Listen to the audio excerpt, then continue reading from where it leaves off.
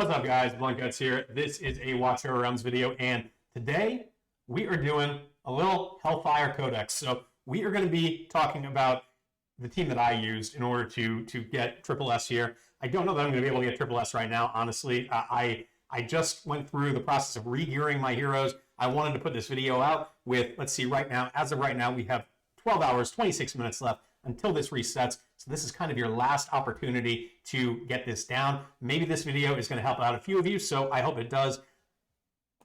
I don't have the gear that I had on these heroes originally when I did get Triple S, and I didn't have the time or the energy to go through and try to kind of adjust everything and min-max everything in the way that I would have liked. I did put out a couple of other videos today where I talk about different gearing, artifacts, things like that you should be using if you are trying to advance in this stage. You really do need to min-max it if you want to push to those higher rankings, so that's something to keep in mind.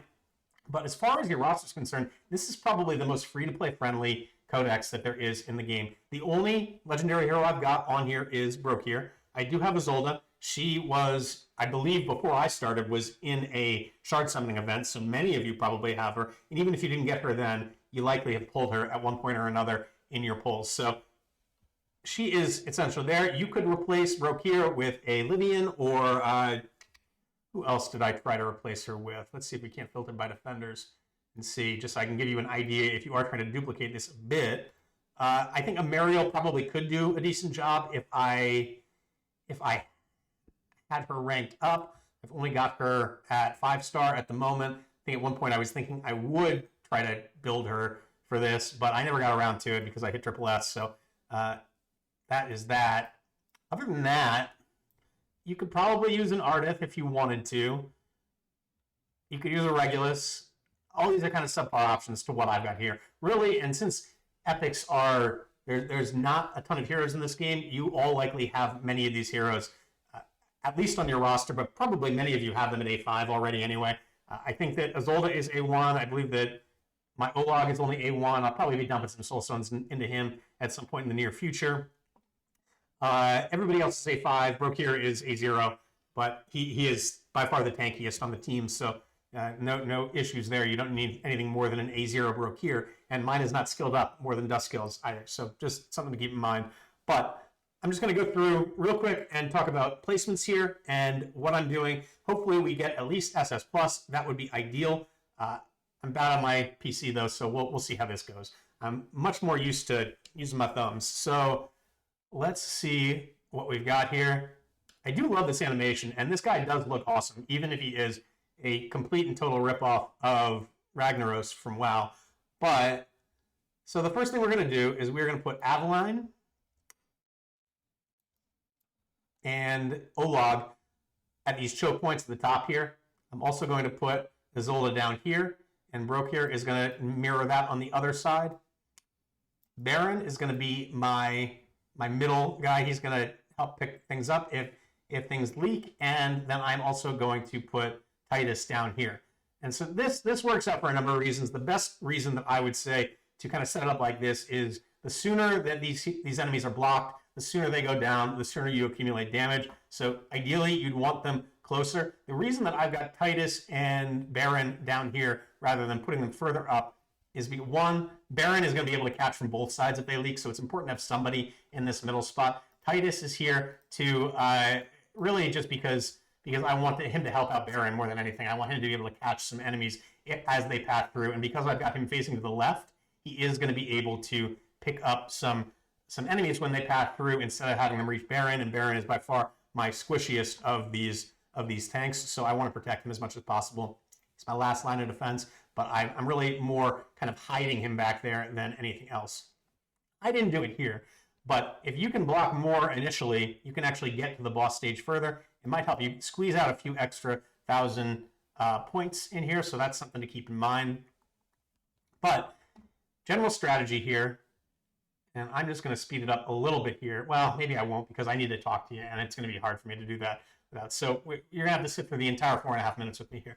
But what you can do is I'm going to be using Olog's ultimate here. Even though you don't normally do that, I'm going to be using that to increase his block, and the other enemy, or the other hero on this map that does the same thing, that has an ultimate that increases block, is Isolde, who's right next to him. So I'm going to alternate these two ultimates. That's my goal here. I'm going to try to ensure that I've got +1 block on one or the other as much as possible. And I'm going to try to maximize that uptime as much as I can. So now we see Olog's is about to die, so I'm going to pop Isolde's here. She's going to kind of pick up and catch an extra one when they come through. Now, at the beginning here, it doesn't really matter all that much because you're not going to be getting, you're not going to be overrun at the beginning. So like here, Titus is going to pick up these two, hopefully. Yeah, so you can see Titus, even though he's on this right side, because I've got him facing to the left, he's able to pick up an extra enemy there, which further protects Baron. Now we've got Isolde down, so I'm going to pop Olog's wall. And you can see the left, it's just going to take care of itself. You can pop Brokir's ultimate, but especially early on, you don't really need to. I wouldn't worry about that. You want to make sure that you're keeping up this rotation on the right side throughout. Although, again, there's so few enemies right here that you don't really need to worry about it all that much. I am going to pop Baron's ultimate as much as possible. He takes more damage than others do. His shield does come up a little bit more regularly than a lot of the other ultimates in there, so that is nice. He's only got a 500 rage cost on his ultimate, so that does certainly help him out. But he is not great. So I'm actually missing here. I'm going to pop. There's Isolde. You see, we caught that extra one, so she's blocking 5 right now. And we're just going to keep on going through this. If you see Titus's HP dip, you can pop his ultimate, but it's not really going to do all that much. Other than that, you just want to keep rotating Baron's ultimate every time it's up. As long as he's getting attacked by somebody, you want to pop that up and preserve his health as much as possible. There we go. We just popped Olog's again. Here we go. Let's see, Avalon is doing work over there. Brokir is doing work over there. We still got Olog's up there. You see, we're just kind of flip-flopping them back and forth. One time Isolde, then we're going to go Olog, and over and over and over again. That really does help. This whole thing kind of comes down to a math equation at the end of the day, and I can talk about that actually. Let me pause it real quick here, and I'm just going to go through that real quick. So every single one of my heroes has Olog's wall on it. If you don't have enough Olog's wall to go around, you may have, if you have a Brokir artifact, exclusive artifact, that adds 1 block. Azor's also adds 1 block. I just went through them on another video. I don't think there's any other ones that add block in the game, so, and you don't really want to use Azor except as a last resort, so I would just kind of pull that off the table. If you do have Brokir's, then you could use that. That is going to help alleviate the need for an Olog's wall. I keep calling it Olog's wall, a bastion ring on each one of these heroes. So we're going to total the block here. So Adeline is unique in this game. She has 4 base block. When you add the artifact to her, she's got 5. So that's why she is up here. She's going to be able to block inherently more than anybody else in the game, and certainly on the team. Brokir, he's got a Bastion Ring on as well, so he's going to be able to block 4. So we've got 9 on the left side here. Then over here, we've got Olog, who has 4. We've got Isolde, that's got 4. They each can block 4 because they're wearing that Bastion Ring. They have 3 base plus the 1 from the Bastion Ring. However, they've both got ultimates that increase their block by 1. So we've got the same spawns are happening on both sides. So we want to, in order to kind of maximize this, we want to make sure that we've got an equal amount of block on each side, so we don't have one side getting overrun and then Baron getting overrun and Baron dying and blah, blah, blah. So like I said, 5 from Avalon, 4 from Brokir. That's 9 for the left side. 8 total from Olog and Isolde, but if we flip-flop the ultimates back and forth, like I was saying, then cumulatively we should have 9 up at all times on the right side, or at least most of the time on the right side, and that's really going to help you out. Titus and Baron, they actually kind of function as working on the same sides, or working on both sides, I should say, not on the same side. They're working both on the right and the left. Baron, because there's only one center channel that everybody can go through, so any leakers that do come through, they are going to get the Baron. So he's really doing just as much there as he would be doing there, with the exception that if we leak on the right side and he's not actively engaged, he is going to be able to pick up some right side stuff as well. Titus, he is technically on the right side, but because I've got him facing to the left, he's going to be able to pull some leaked enemies as they come through and pick them up. So we've got 2 on each side. We've got Avalon and Brokir on the left, Olog and Isolde on the right. They cumulative, they each have 9 block. Then we've got these 2 centermost guys. They're each going to have 4 block as well because they're both wearing a Bastion Ring too. And they both have 3 base block like every other defender in the game. Non-Avalon division. And so we've got 8 more block in the center, essentially. That's the reason that I've got it set up this way. That's the reason that I'm flip-flopping these ultimates, and that's the way that you want to think. Even if you're not using these heroes, you want to make sure that you're not overstacking block on one side versus the other, because when they leak, and if any of these enemies, as you'll see in a minute when I unpause it, as these enemies get into the Hellfire Emperor, he's going to start collecting stacks for each of the enemies that gets to him and he consumes. So with each stack, he's going to do more damage, so your heroes are going to be more likely to die.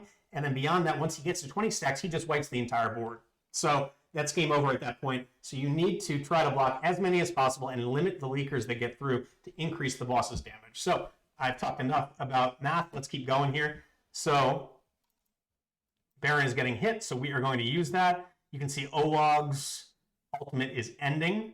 So I'm going to wait until we've got 5 that are attacking Isolde, and then I'm going to pop hers. That's the other thing. You don't want to be using ultimates if they're not going to be actively mitigating anything. So I would keep that in mind while you're going through here. You want to have those ultimates up when you need them.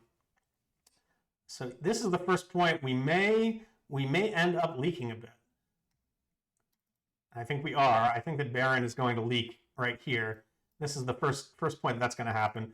Olog's is up, and he's about to be getting hit by a bunch, so that is why I just popped that. And this is when shit really starts to hit the fan. We've already leaked 3, so we can see here increased attack for the boss. There's not much we can do about it, unfortunately. But this is the point. I would say anytime over 1 million is when you want to start popping things, and that's bad. So Olog just died. This is not going to be one of my better runs, I don't think, but it is what it is. This is not about showing you how to get, or showing you triple S, but these are the same tactics that I use to get triple S. So hopefully it will help you out at the end of the day. We'll see how far up I go. I should be able to get to SS plus at the very least, but once anybody dies, it's just a matter of time before you start getting overrun. So we'll see how it goes. We're gonna get SS plus. It's close. We need to kill 1 more. So there we go. Now we're getting it through. There's SS plus. So it is what it is. Not the best run. Like I said originally, I didn't think I was gonna be able to get triple S on this particular run because my gear isn't quite as good as it was when I got triple S. I'd have to go through and really piece things out. I've moved gear around so much since when I first started it about a week and a half ago that it's just not doing work the way that I wanted it to. Oh, look at that. We're still alive right here. That's kind of crazy. Because everybody's just going to die anyway, right? Boom, dead. Yeah, okay. Well, but anyway, 173. That is pretty decent. We'll take SS plus. That's about where I thought that I would end up.